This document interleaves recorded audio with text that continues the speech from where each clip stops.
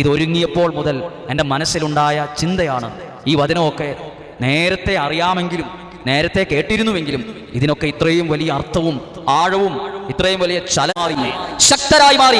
ശക്തരായി മാറി പരിശുദ്ധാത്മാവ് നിങ്ങളിൽ വരുമ്പോൾ നിങ്ങളുടെ കഴിവുകേടുകൾ മാറും, നിങ്ങളുടെ ബലഹീനതകൾ മാറും.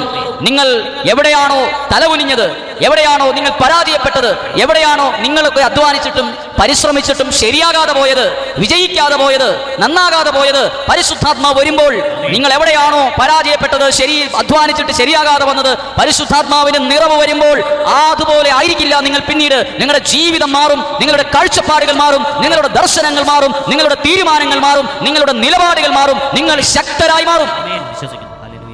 ഒരു കാര്യത്തിൽ മാത്രമല്ല, എല്ലാ കാര്യത്തിലും എങ്ങനെയാണ്? പരിശുദ്ധാത്മാവ് വരുമ്പോൾ നിങ്ങൾ ശക്തരായി മാറും. അതുകൊണ്ടാണ് ശിഷ്യന്മാരോട് പറഞ്ഞത്, പരിശുദ്ധാത്മാവ് വരുമ്പോൾ